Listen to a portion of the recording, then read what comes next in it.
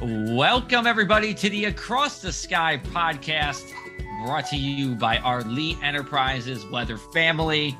Lee Enterprises is 77 markets and states all across the country. So if you're listening to this, we got people all the way from California down to Texas to where I am based here in New Jersey with the press of Atlantic City. I'm joined with, we have 3/4 of our weather family here. We have Sean Sublett over in Richmond, Virginia for the Richmond Times-Dispatch. We have Matt Hollander in the Midwest. Kirsten Lang at the Tulsa World could not make it today, unfortunately, but we'll start off with Sean. Sean, it's been pretty darn cold the past couple of days, although warming up as we get into Halloween. Yeah, that was the ironic part, right? I mean, normally we don't get our first freeze until around Halloween. Lately, it's been nudged into the very first week in November, and we did not quite get a freeze last night. We got a shot at it again tonight, but that will be the earliest we've had in more than, I think, 10 years. We were down to 35 here in the backyard in suburban Richmond last night, and I think the official thing at the airport didn't quite get that low either. But yeah, man, it's cold. Yeah. I'm not a fan of this cold. It's too early for me. And as I've said before on this show, 50s is like weather purgatory. It might as well just be in the 40s or be in the 60s. 50s is like a no man's land for me. And I should say we're recording this on October 19th. So Sean's referring to we might have a freeze on the 20th. But we shall see. Someone who I think already has his winter coat out, Matt, over in the Midwest. You're based in Chicagoland. What's happening over there? Yeah, it's definitely too cold, too early. You know, we savor every minute of summer we can, especially in the upper Midwest. And man, it has been we were already cooling down some. We had some brief cool downs and first freezes of the season, but this one is the first one where it really lasted, where it was multiple days, not just like a 1 or 2 day. We were already kind of chilly over the weekend and then just getting even colder. I mean, really feeling like winter for 3 days in a row. And it's only mid-October. And, summer is definitely over at this point. But fortunately, yes, we're going to be warming up as well. So we're not in the dead of winter yet. But boy, this was a definite preview. And yeah, first snow of the season in places like southern Wisconsin, northwest Indiana, the first few flakes coming down. So we're getting close. Let the good times roll, I guess, out in the Midwest. All right, so this episode is coming out on October 24th. Happy birthday to my sister. But we are here today because we have an anniversary. We have the 10-year anniversary of Superstorm Sandy. Superstorm Sandy, one of the most destructive storms we have seen on the East Coast. For me in New Jersey, it's personal. I lived through it. We had no power for a week. Seeing the places you'd love to go to the shore just destroyed is something that you just can't wrap your head around even when you're there. And it's something, at least I think, that goes in the, all-time hurricanes, up there with the Katrinas of the world, just in terms of how it impacted us, where it impacted us, the New York City metro area, Philadelphia metro area, lots of population there. But, I was at Rutgers. I was in my senior year of Rutgers when Sandy hit. I actually had a concussion all throughout Sandy because I got into a bicycle accident 5 days beforehand. And I'll tell you what, trying to watch weather coverage when you have a concussion is not good when you look at a screen. It is just too darn bright. But in all seriousness, very impactful storm. And I'm very happy to welcome on Gary Zakowski here for this episode. He is a retired meteorologist in charge for the National Weather Service in Mount Holly, which covers most of New Jersey, all of Delaware, parts of Philadelphia as well, and gained quite a bit of notoriety for the way that he handled the storm. And I think, really leveraged the power of social media. Remember, this was 2012, leveraged the power of social media to make a point and inform people as well. So without further ado, Gary, welcome to the Across the Sky podcast. Thanks for having me. Happy to be here. Yeah, it's, in some ways it doesn't feel like 10 years, but the calendar says it's 10-year anniversary coming up. So it was still a lot of memories from back then that when I think about it, there's a lot of stuff happened during Sandy. Let me ask you this, and we'll just focus on New Jersey for this question, and then we'll expand outward here. how did you feel, the first time you went to the shore after Sandy? What were your thoughts on that when you actually got to witness it in person? That's a great question, because actually it was just such a mess, and I felt like the recovery effort was just so consuming. I actually purposely delayed going down to the Jersey Shore because they didn't want to interfere with anything. Some areas literally weren't accessible for weeks afterwards, but it was close to a month and a half after Sandy landfall that I picked kind of a cold, clear, what I guess would have been December day, to head down. And what struck me was just the amount of devastation, even after 6 weeks or so, after landfall.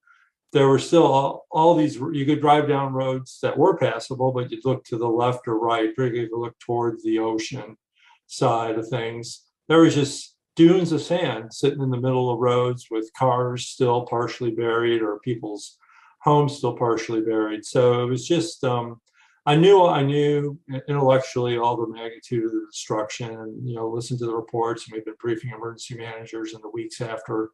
As you might remember, it like snowed about a week after Sandy made landfall, and so we had crews in from all over the country who didn't necessarily bring their winter weather gear. I still remember you touched upon social media, and there was someone about a week after Sandy made landfall who was with one of the many utility companies that were helping out with recovery for restoring electricity from Alabama, took a picture down in the Atlantic City area. It was actually somewhere in Atlantic County, and the snow is just coming down, and the grass is starting to turn white. And he's like, down here repairing, after Hurricane Sandy. He says, this is the strangest darn hurricane I've ever been in, just with the snow pouring down. So it was just a very, the time of year it happened, and the magnitude of the destruction, I think, were, kind of things that really kind of stood out to me. But yeah, when I first went down to the shore, it was just still the amount of destruction, the realization that we're looking at years to recover.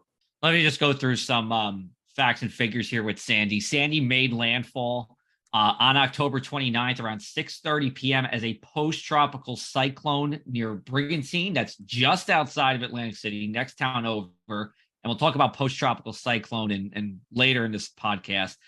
It's the fourth costliest Atlantic hurricane on record, $81.9 billion in damage, and that's adjusted for inflation. $37 billion right in New Jersey. 120 deaths from Sandy, unfortunately. 53 in New York, 34 in New Jersey, 12 in Pennsylvania.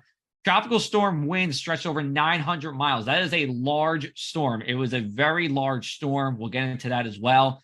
And I think from a weather perspective, what might have made it all unique was its left hook turn. It pretty much went out into the open Atlantic, and it made a left turn and went dead on for New Jersey here. Gary, let me just start off with this, and then we'll pass it over to Sean and Matt. Let's take you back to 2012. What was the first day where Sandy was on your radar here, no pun intended? And what were your thoughts at that time? You touched on, or went through the facts, and it made landfall on October 29th, which was a Monday. And I remember the first chat, when I came into the office on the Monday preceding, so 7 full days before, weather Twitter was kind of lit up, but weather Twitter's always kind of lit up. So, it's that hasn't changed in 10 years. It's predicted 9 out of the last 2 major weather disasters. It just, they have a very high POD, but they also have a very probability of detection, very high false alarm rate too. So, but, I was watching, that was one of the things different than the year before. We'd had Hurricane Irene, and you touched upon social media and my involvement with it. And I wasn't active on social media. When I say social media, it's typically Twitter. I wasn't active on Twitter in 2011, but I became aware of some people who were, and I started to monitor Twitter in 2011 post Irene. And I got a sense that I'd missed an opportunity to do some things with social media in 2011 with Irene. So come 2012, I was pretty proactive monitoring. And so I was aware even over the weekend, so over the weekend, there'd been some chatter. So now we're talking like 8 to 9 days out from landfall. And then when I came into the office, the phones were already ringing above average. That's certainly one of our tests for public awareness. It was mostly general public questions. When you get to the next day, we started to get more emergency manager questions. But I'd say, calling us. But on the Monday, a week before landfall, I'd say the general public. So there was clearly a general public awareness about Sandy already, and certainly social media, Twitter in particular, was active. So that caused me to have a discussion with the operations staff. We had started doing briefing packages about 3 or 4 years before Sandy. So it's still a relatively new thing for us. And I would typically poll the staff, because we found it's a good way to kind of get the phone load under control and send out a general message. Everyone's singing off the same sheet of music, so to speak, if we put out a briefing package. So it was like, there was a decent discussion. It was like, wound up being like 60-40 saying, no, let's hold off for a day, because it was just so wild. There's this thing that I think had just become a tropical depression down in the Caribbean. It's moving southwest. It's moving away from us, but it's supposed to make this crazy turn back to the north, and then, like you said, make this left hook into New Jersey, based on some of the model guides, the European in particular. So, but we did decide to wait a day, and then the next day it was painfully obvious the phones were you put the phone down and it would ring again. So after that, we pretty much, we started the briefing packages on Tuesday. But Monday was certainly a heightened sense that something was cooking in the tropics, and a heightened sense that the general public had some awareness of it. Hey, Gary, it's Sean down in Richmond. And just like you, we were following it there for slightly different reasons there in Western Virginia at the time. But I think for most of us who've been doing this any length of time, Sandy was such a transformative event in the meteorological scope anyway, and for a lot of people's careers, not just those who lived through it like you and Joe did, but those of us who did watch it from a distance, and the messaging, how that really fundamentally began to change. I think some of this started changing when we look back at Katrina, some of the messaging from the Weather Service office in New Orleans. And I forget the individual, I don't know if it was a WCM or MIC at New Orleans, who put out the now famous, not going to be inhabitable for weeks thing. And I wonder, when we talk about messaging, two things that to get my head that I wanted to ask you. One, when you saw messaging like that from Katrina, is that what kind of inspired you for you putting out the personal plea about what was going on, knowing that that's a little bit out of the ordinary for somebody working for, the government weather service? And two, how frustrated were you trying to message this system's impacts, knowing that it was going to go through this extratropical transition, but at the same time knowing that wasn't going to matter at all, considering the impacts that were coming with this storm? I was aware of what I believe the last gentleman's last name is Ricks. I'm going to say, I forget, exactly what his position with the New Orleans National Weather Service office, but I was aware of that extreme sort of statement. And so I was cognizant that that type of language was sort of, because he used basically stuff that they had prepared in advance and put it out. So it was stuff that had been thought through, and obviously turned out to be quite accurate, unfortunately, with Katrina. I'd say the thing that guided me more with eventually doing the personal plea, which I did the day before Sandy landfall, was work I'd done with a group called the Nurture Nature Center up in eastern Pennsylvania, which is up in the Lehigh Valley. And they've been working on flood communication, river flood communication. They were focused on the Delaware River, Lehigh River, and some others, working with people there to respond properly when river flood warnings were put out. And that was really sort of my first operational exposure with a key partner into the social science arena, into the idea of messaging,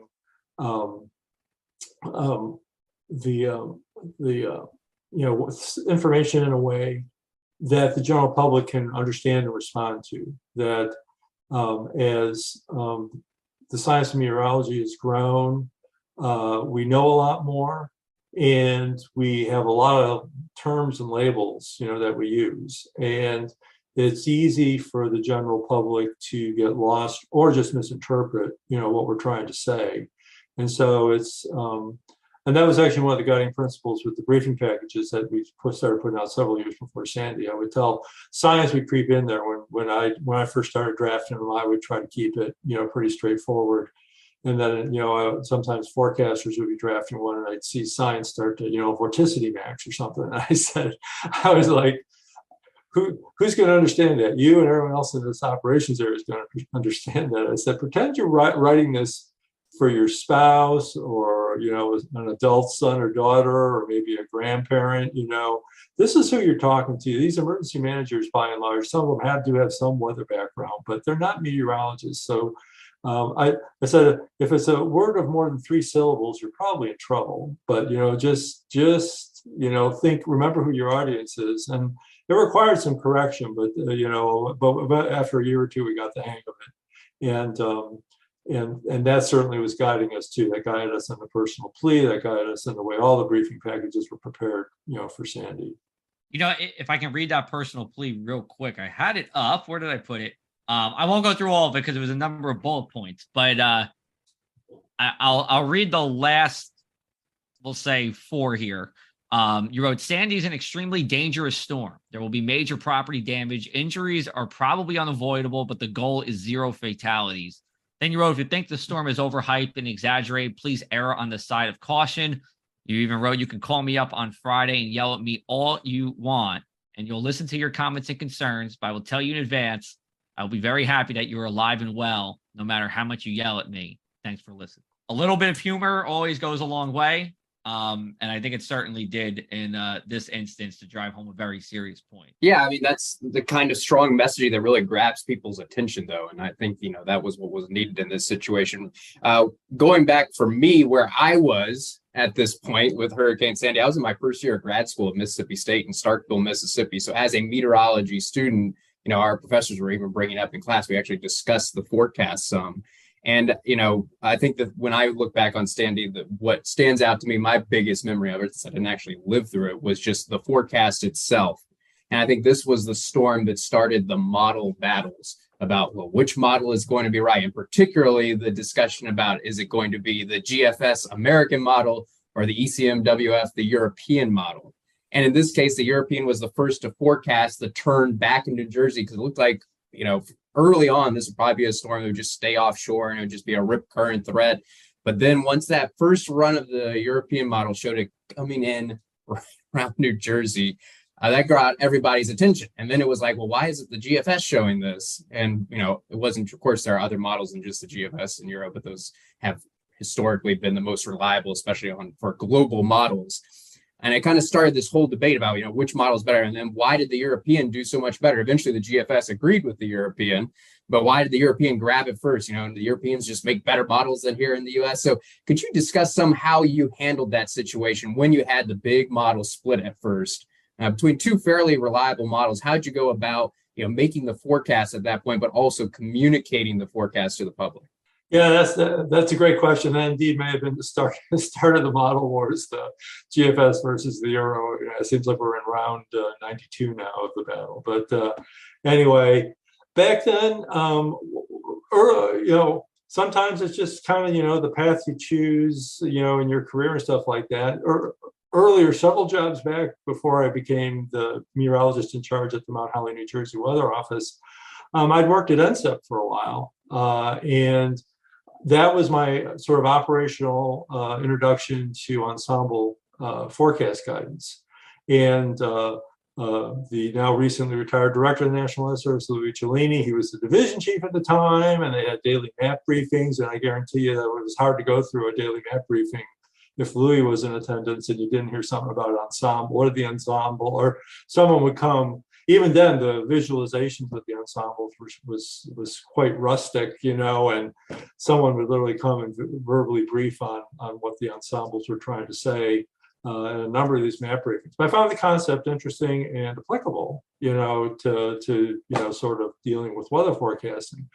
So that was one of the things. We actually put it in the briefing packages early on, and the feedback we got after everything settled down was that it wasn't necessarily very useful.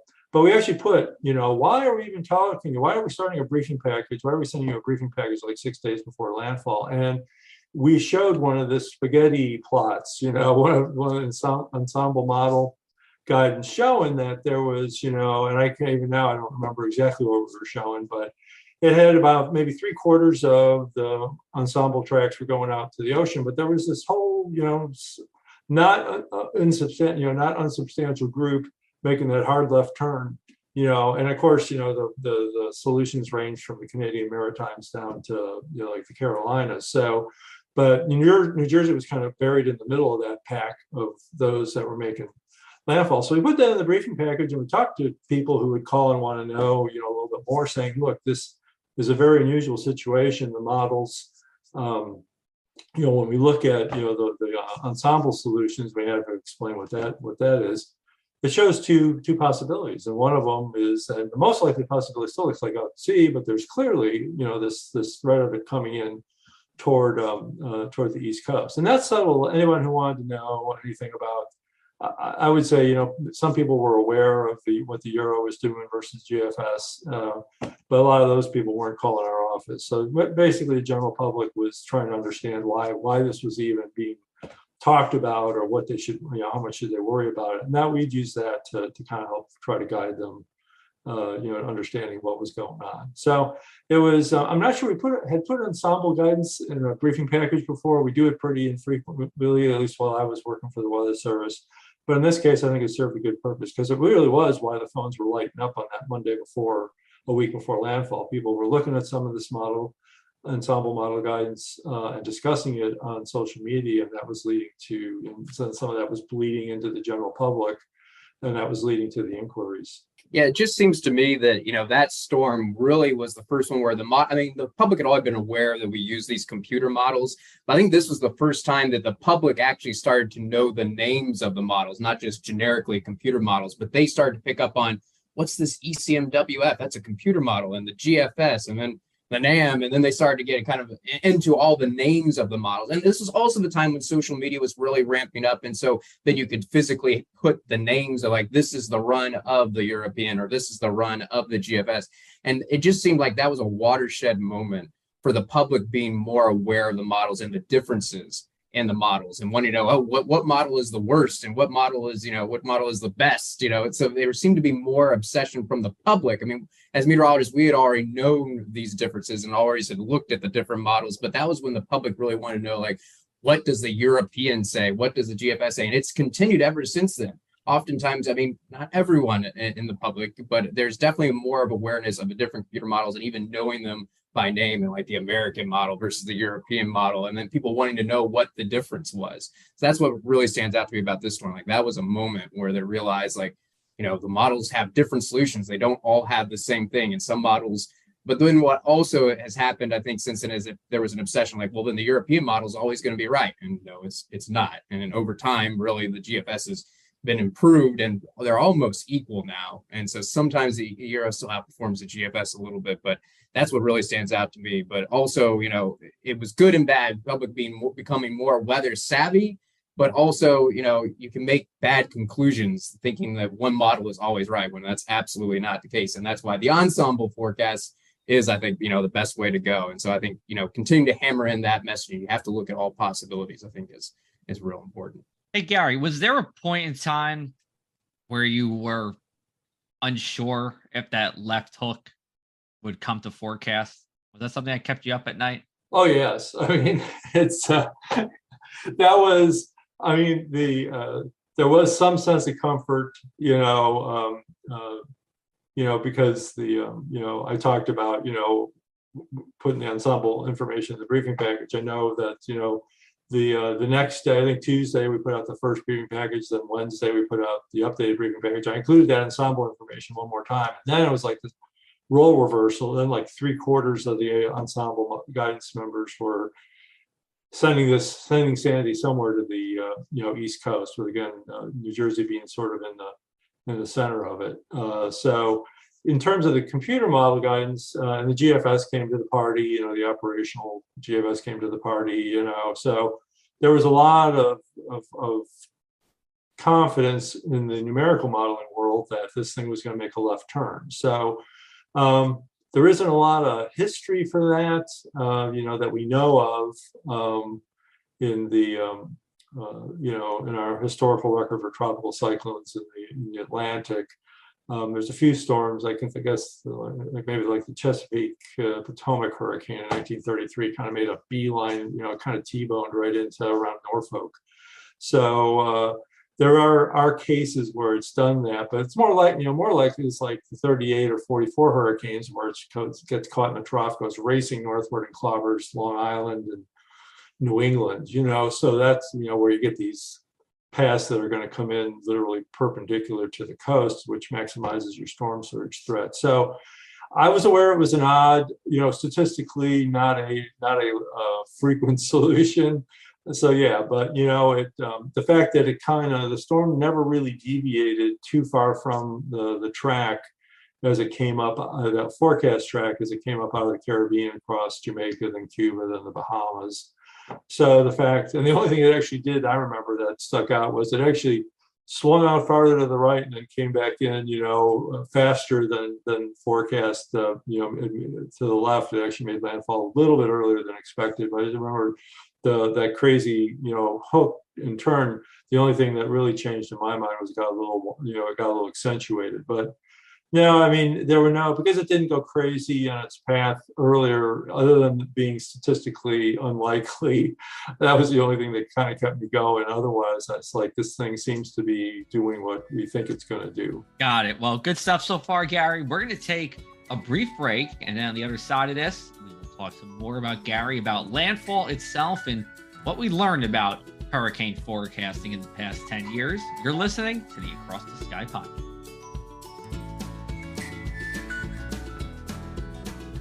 Welcome back, everybody, to the Across the Sky podcast. It is the 10th anniversary of Hurricane or Superstorm Sandy edition. We are joined with the retired meteorologist in charge of the National Weather Service in Mount Holly, Gary Zakowski. Gary was the meteorologist in charge back in 2012, and we're happy to have him on here. Gary, we're going to jump towards now landfall. We've talked plenty about the events leading up to it, but let's talk about landfall itself. Made landfall in Brigantine here. I want you to, as we got close to the event, talk about how you were able to message for different parts of the Jersey. Sure, I know from personal experience, you talked to somebody in Cape May or Wildwood, south of the center of the low, did not have the same impacts as places in Long Beach Island and Seaside Heights that was north to the center of that low. So could you go into more of that, we'll call micro scale meteorology with the system? Sure. Obviously we respected the forecast uncertainty. So even in the lead, the run up rather, toward landfall, even with 6 to 12 hours to go, we were pretty highly confident it's going to come ashore somewhere near the center circulation, would come ashore somewhere near Atlantic City. That was the Hurricane Center track, and obviously we were in concurrence at the local office, but we knew that the big action was going to be, near and to the right, or in the case of Sandy, to the north of where the center made landfall. So that was certainly, we told people not to let their guard down, until the thing actually made landfall. But the risk of the bigger storm surge coming in toward the higher end of the forecast range for the Atlantic coastline for New Jersey was going to be, to the north of where the center made landfall. And the other thing, was, we touched upon it earlier, was the size of the storm. That a lot of times the strongest or the highest surge is relatively close to the center, where the center makes landfall. Sandy was so huge and had completed, by that time,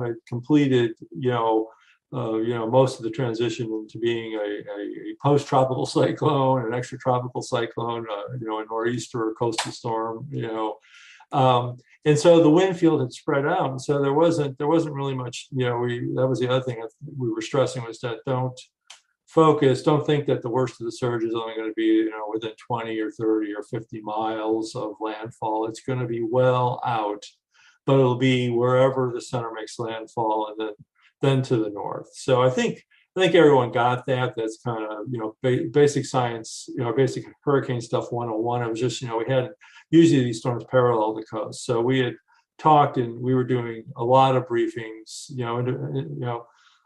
in addition to all the stuff, but the public-facing products that the National Weather Service put out, either from our office in Mount Holly or the National Hurricane Center, and then the briefing packages the Mount Holly office is putting out.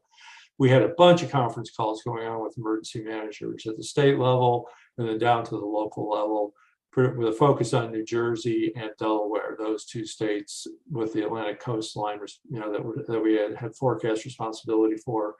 Got a ton of briefings, and they certainly, I think, understood the, what to worry about. So Delaware was, knew it was probably somewhat off the hook. They still were going to get coastal flooding, but they weren't going to get record coastal flooding. No one south of the where it made landfall had record coastal flooding. They got up into the moderate to major range, but the record-setting stuff was all to the north of where the eye made landfall. Yeah, Gary, back to that point a little bit to explore it further.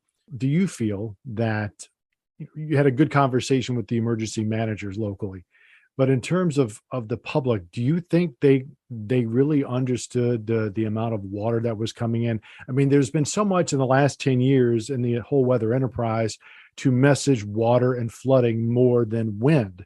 And clearly this is way more of a water event than a wind event. How do you think we're doing? I mean, do you felt like the public was reasonably prepared for a water versus wind issue with Sandy? And do you think we're making any progress with that? The general public really messaging water every bit as much as the wind. If I was going to be real binary, I would say no. They didn't understand what was about to befall them. People who lived along the Jersey Shore, most of them, I think, got it. I think some didn't believe it, but they live by the numbers that are, at the tide gauges, at Atlantic City, Sandy Hook, Cape May. Many of the residents down there know the difference, know to the 10th of a foot what the criteria is, to get to moderate or major coastal flooding for the various gauges that they have. And so they got it, but again, there was a subset that just didn't believe it, And then the general public, no, they just, one of the emergency managers that I talked with after the event, in Ocean County, we were kind of talking just about what happened. And he said, the forecast was I asked if he had any complaints about the forecast. He says, yeah, it was too accurate. So I was like, okay, I hear that. Basically, we told you were going to get clobbered, and you did. But I said, what else? And he said, we didn't understand how far inland the water was going to go. We said we had some idea based on the numbers, which were like record-setting numbers, that it would be terrible on the barrier islands, but we didn't realize how far inland it would go. And that was, and then I'll go back, one of the major lessons learned from Katrina, which was 7 years before Sandy, was we needed real-time storm surge inundation maps. We needed them during Katrina. One could make the argument that the technology, the science, the skill wasn't there, but it was clearly there by 2012 when Sandy occurred, but we still didn't have storm surge inundation maps. And that would be one of my major retrospective complaints, was that, whether it's in the federal agency arena or Congress, but money was not allocated.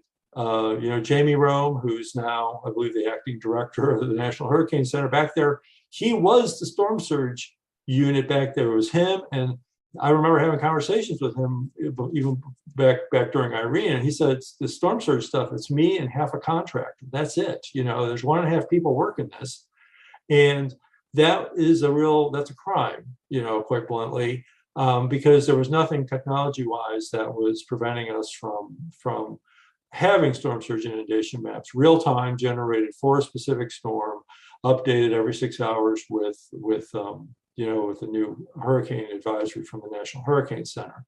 We have those now. One of my phrases I heard, I swore I probably had dreams about it, was Sandy supplemental. The Sandy supplemental was all the money that Congress decided to pour in for a variety of things post Sandy for recovery efforts and to improve things for the future. And there was a big chunk of money that was set aside for storm surge forecasting. And so it still took, another couple of years, but that's understandable. But then we started to get real-time storm surge maps out. I think that is a big step in the right direction. For a couple of years after Sandy, when people ask me, what was the one thing you wish you had during Sandy that you didn't have? Storm surge inundation mapping. I had no map. I had a map I could show you the wind. I could have a map to show you how much rain we're expecting. I had no map to show where the water was going to go with storm surge. And now we do. Now, I think it would have been a big assistance. It certainly would have helped Mayor Bloomberg make better decisions during Sandy. New Jersey Transit and my neck of the woods would not have parked $600 million worth of rail equipment in a floodplain if they'd had a map showing them. They had maps, but they were canned maps. If they'd had a real-time map saying, hey, that's going to flood, maybe don't put that equipment there. Maybe they would have made a better decision than they did. But we saw recently with Hurricane Ian, and the decision that Lee County emergency management officials made, they made a terrible decision. And they had storm surge inundation mappings. They violated their own emergency action plan that had triggers based on storm surge inundation mapping, and they violated that and waited, I believe it was like almost 36 hours after their criteria before they finally called for evacuation. So, it's not just enough to have the right tools, but you got to know what to do with them. But you can't make good decisions for this, on storm surge inundation unless you have a map. So, to me, that's the biggest. We have things now like storm surge warning. Back then, you couldn't do a storm surge warning. That's now a whole separate product with a separate headline, and I'm okay with that. But I don't think that's a silver bullet. The storm surge inundation mapping, I think, was the closest thing to a silver bullet that we now have that we did 10 years ago. Real quick, before I turn this over to Matt for the next question, you talked about how far inland the water progressed. Could you give people not terribly familiar with the Jersey Shore, the barrier islands, the inlet bays, any kind of idea of how far inland that water actually went? In real time, what we were telling people was the Corps of Engineers. This was what we had storm surge inundation maps that were canned, and they were based on the category of the hurricane. So we pointed people toward that, but emergency managers should have had that handy. And so we did get a few inquiries. About what to do since it was technically not going to be a hurricane. And, we fell back on some rules of thumb, which was assume one category worse than what we're, anticipating. So we were anticipating to augment what Joe said earlier. Sandy was a post-tropical cyclone with hurricane force winds when it made landfall. It actually had winds in the category 1 range. We were using that rule of thumb. We told people, assume you're going to pull those maps out, assume you're going to get category 2 hurricane flooding. Now, in reality, in some spots, it went all the way to category 3 flooding, particularly up in the Raritan Bay, Newark Bay, up New York City Harbor area. There was clearly some areas that on those canned inundation maps, it got into category 3 hurricane area. But for a lot of New Jersey, the category 2 map, inundation mapping, from the Corps of Engineers would have provided a good estimate. Some people used it, some people didn't, some people had no idea it existed. And Gary, two things stand out to me that may have affected the public's response to the storm. I want to kind of get your opinion on it as well. First, I think the timing of the season, with this thing making landfall October 29th, I think a lot of folks across the country kind of shut their brains off a little bit, which is, a dangerous thing to do because we always try and stress, and hurricane season goes until the end of November. But by the time you get to the end of October, people are focused on Halloween. They're not thinking about the beach, and they're not thinking really about hurricanes. We are past the peak of the season. There tend to not be as many storms. So I think that might have played a role in people's response. People just weren't thinking about the tropics as much. And so it might have caught some folks off guard. They're not thinking about the beach and hurricanes. but also I think where it hit, the fact that this was an area on the U.S. East Coast that does not get hit as much. And so I think that probably led to some people doubting it even more. And I think that's something we always struggle in places, outside of Florida and, outside of Louisiana, places that get hit with more frequency. There's kind of always this battle that people doubt it because well, I've been here all these years and nothing has happened. So the chances of it happening, I just still don't believe it, even after, it becomes more and more likely. So how do you think that played a role? The time that the season that this storm hit, and also because it was so rare, how do you think that influenced the public's response? Did that increase the doubt and increase the response and prevent more people from evacuating when they should have? Given the time of year, even the forecasters, even I was at the beginning was like, is this really going to happen? I mean, I would have been more likely to I probably would have bought into it. Maybe, I bought into it, days and days in advance. I mean, when we put out the first briefing package, I was pretty much convinced, okay, there's a decent risk something's going to happen. But like on that Monday a week before, and I'm like, this doesn't, it's almost the end of the season. Will this thing even develop? Right now, it's just turned into a tropical depression. Will it really even become a hurricane? Will it really come up this way? So yeah, there was a whole wait. Even I would argue on the weather enterprise side of things, there was this like, we because we know, seasonality, what the, how frequently, which is pretty infrequent, storms are being generated of this magnitude in late October. So, I think there was probably some of that, in terms of the general public's mind being elsewhere. But I will say, there's always something you can be critical for anyone and everyone who's involved with Sandy. But I will say, in terms of the broadcast meteorology universe, I mean, they were lit up. I mean, social media was lit up. The broadcast meteorologists joined in. So, I mean, I would say there was the phone, like I said, on the Monday before, a week before Sandy landfall, our public service phones were ringing above average.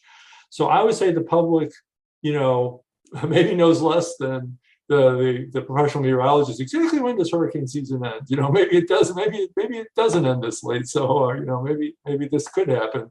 So they were. I would say, if we got off to a slow start, it certainly it lit up pretty darn quickly, and there was a lot of chatter.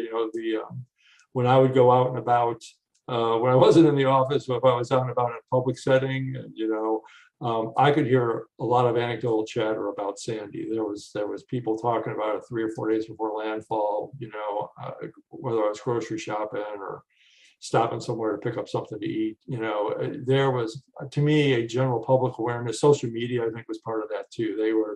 That was a lot of people were on Facebook or Twitter, and there was an ongoing conversation that just didn't stop there. So I think that part worked out in terms of getting the public to go, become aware of it. I think, in terms of, getting people to make the right decisions, again, going back to people's ability to rationalize can never be underestimated, so it's the biggest, I think one of the bigger burdens we had, and there were people who argued if we'd called Sandy a hurricane all the way through landfall, we would have gotten a better public response. I don't accept that. I didn't accept it at the time. It was one of the reasons why I argued against hurricane warnings up in our area, which would then transition to high wind warnings and coastal flood warnings, because I was worried it would give a sense the storm was weakening as it approached. And afterwards, the Wharton School did a survey of people along the coast, and said, well, were you here during Sandy? And they answered yes, and said, okay, were you under a hurricane warning or a coastal flood warning?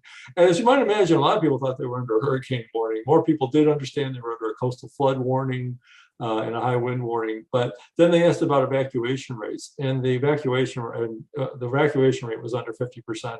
And the difference between for people who thought it was a hurricane warning and those who knew it was something else was a couple percentage points. There was just, to me, there's a lot of personal opinion, a lot of professional opinion, and that's fine and good.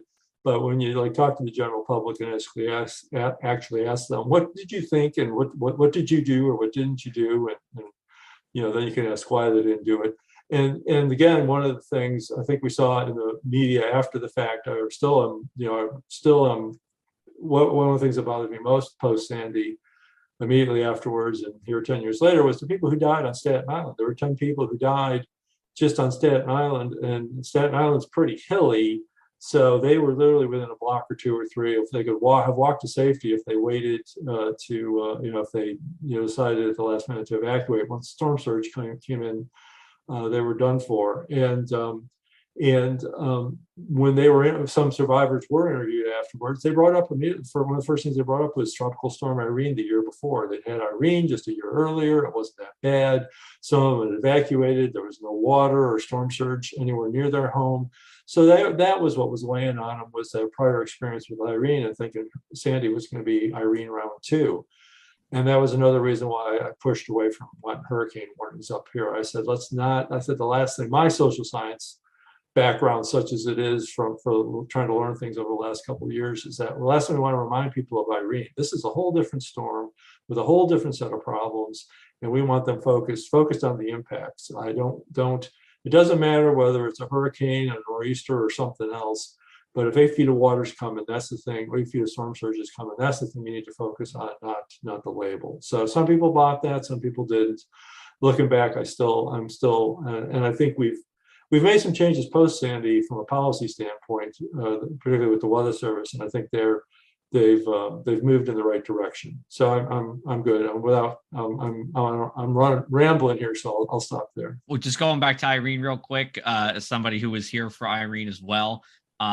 I was in Seaside Heights about 4 days after Irene, and there were T-shirts on the boardwalk and big neon colors that said "I survived Irene," like ha ha ha ha ha. We didn't see that during Sandy. So just to show you the difference in people's perceptions for both storms. We had the whole Restore to Shore movement, of course, but no big neon T-shirts with big letters. Gary, I'll wrap up with this. And geez, I mean, there's so much more we could talk about. But let me ask you this. What do you think, or I should say, do you think that this was a reasonable worst case scenario for New Jersey with the storm? Or is there something worse that could be, again, reasonable for New Jersey and even New York City as well?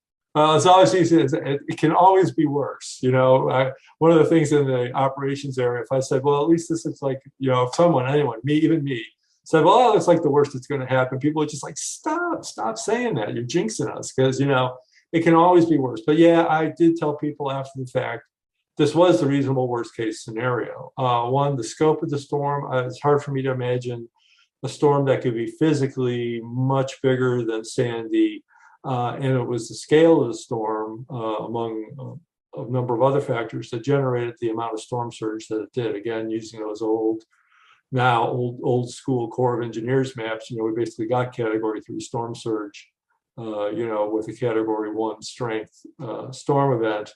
And the other thing was, it came in, we always, it differs elsewhere in the, along the coast, down in Florida, I think there are differences between high and low tide is maybe a little over 2 feet, but around here it's like 5.5 or 6 feet.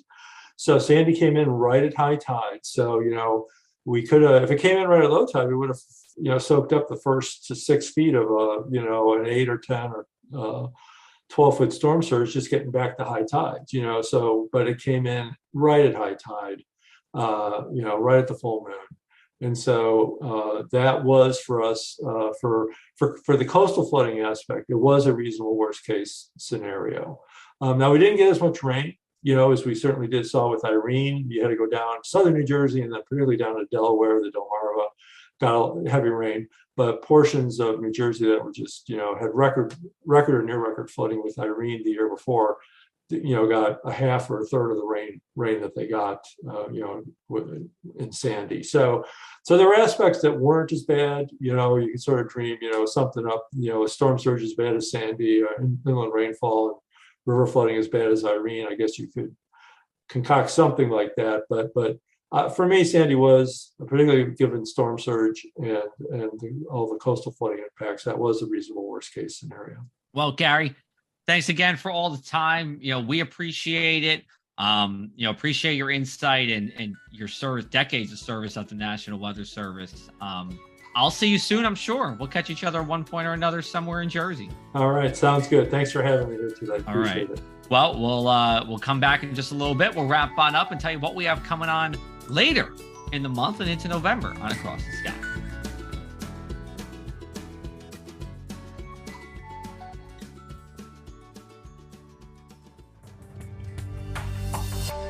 Looking beyond the atmosphere, here's Tony Rice with your Astronomy Outlook. On Tuesday, October 25th, there will be a partial solar eclipse visible along a path stretching from Greenland through Europe and into Asia. Best views will be in Russia, where about 85% of the sun will be blocked by the moon. Northern Europe will see about 50% and southern about 25%.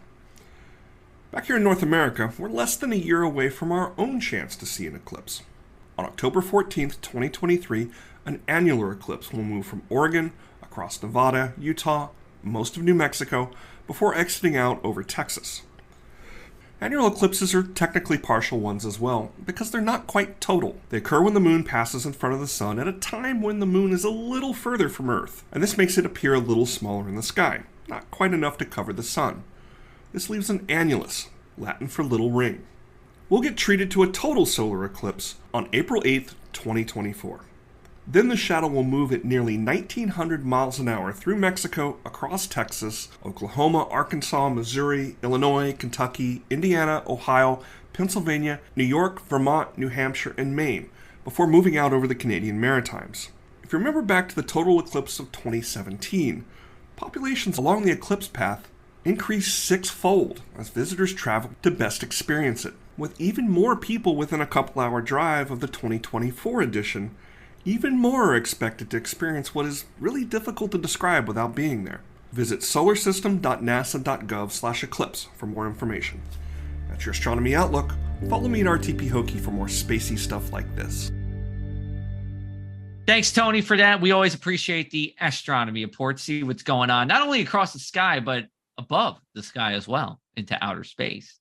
Well, guys, Gary, always a tremendous resource with Sandy. Anything Sandy in New Jersey, he draws the largest crowds because he was there, he was living it, he was breathing it, and he was, really in charge of communicating this as well. So I'm curious, it's, I've known Gary for a while, but, for someone like you, Matt, who, wasn't in New Jersey or the Mid-Atlantic, and I'm presuming didn't know Gary at the time, what you thought about him. No, this is the first time I've met Gary. But of course, I remember the storm real well. As I mentioned, I was in grad school in Mississippi State at the time. And again, it was the forecast and the communication of the impacts that, really just stands out to me, since I didn't actually go through the storm.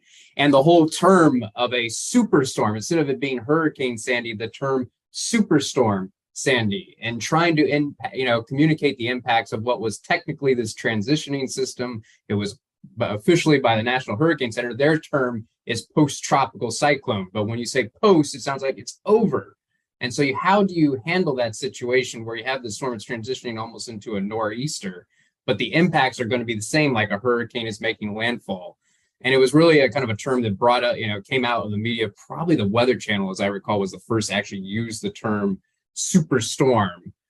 And I think it worked in that situation. Obviously, it didn't work for everyone. There were still folks that, didn't take it as seriously as they should and stayed behind and didn't evacuate. But I think that may have helped.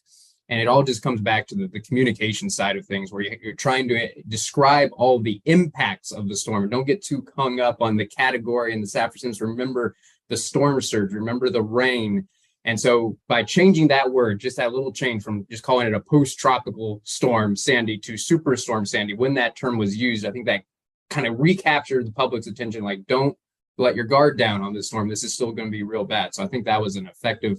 I don't think we're going to see that happen very often, much more. But if there ever was a situation like this again, I think the term superstorm would be appropriate. Yeah, that's hard, because that's not a technical word, right? That's just a very kind of offhand term that will get tossed around, and then people will come back at us and say, well, what is a superstorm? I'm like, really, it's nothing.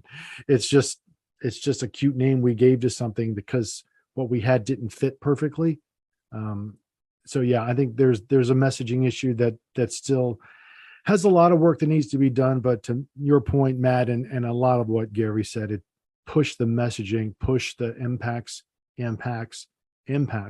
push the fact that you were going to have phenomenal coastal flooding, regardless of how this thing is named, what kind of transition it undergoes. Push the impacts as hard as you can when messaging this. I mean, look, I'll tell you all this real quick.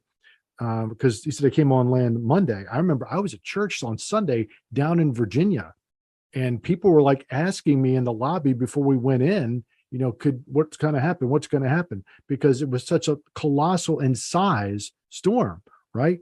I actually went up at the beginning of church and told everybody, this is what's going to happen. We don't have to worry about this here. If you're the preacher. I mean, frankly, more people were listening to me than the preacher. And I like the guy, don't misunderstand me. So, yeah, it's really, really wild what this thing did, because remember, because it lost its tropical characteristics, went inland, and we got the wraparound in Virginia, and it snowed like crazy in the West Virginia mountains because of this, but it wasn't really a hurricane anymore. That's why I always worry that people say, oh, this hurricane caused snow. Well, not really. So there's all kinds of just messaging problems with a situation like this. If Sandy were to happen again, we would definitely be better prepared on the communication front. I think Gary did a tremendous job with it, considering that he didn't have the tools that we had today. Yeah. The storm surge inundation maps, those are huge. And we saw that during Ian, who's going to get the most tidal flooding. The ability that the hurricane forecast still, we're about 20, that cone is about 20% smaller now than it was in 2012. So you could hone in on those impacts, who isn't going to see it, who is going to see it years in advance. And then also the way that, and I'll, again, speaking from the New Jersey perspective, our shoreline has changed as a result of Sandy. There is more dunes all the way across the Jersey Shore. The Jersey Shore is pretty much one big dune right now because of the efforts following that.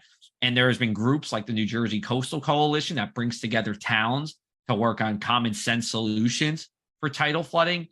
And it's another point I always like to drive, and I'll drive it again. Most of the tidal flooding, at least in New Jersey, comes from the bay. It's not from the ocean side. So it was great to have him on.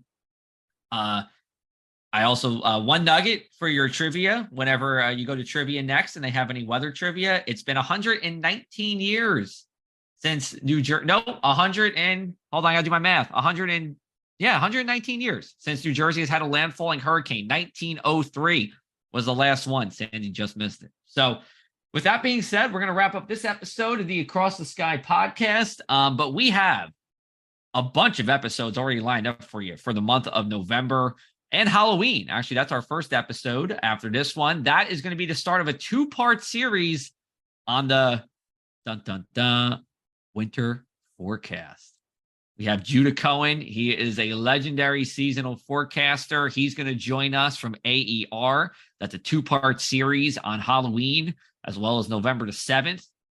Then we also have some more episodes for you later in November. On the 21st, we're going to have Nick Underwood, who's a hurricane hunter, very big on Twitter as well. He's a fun guy to be around, so we'll talk with him. And then the 28th, we are talking about the top 10 weather songs of all time. That's going to be with our very own Terry Lipschitz, who's with Lee Enterprises and helps out with these podcasts. So without further ado, I know it's a little bit of an longer episode for you guys. Hope you appreciate this, though. We'll be back with you next week with the winter forecast. Again, it's going to be the start of a 2-part series. Until then, take care, everybody.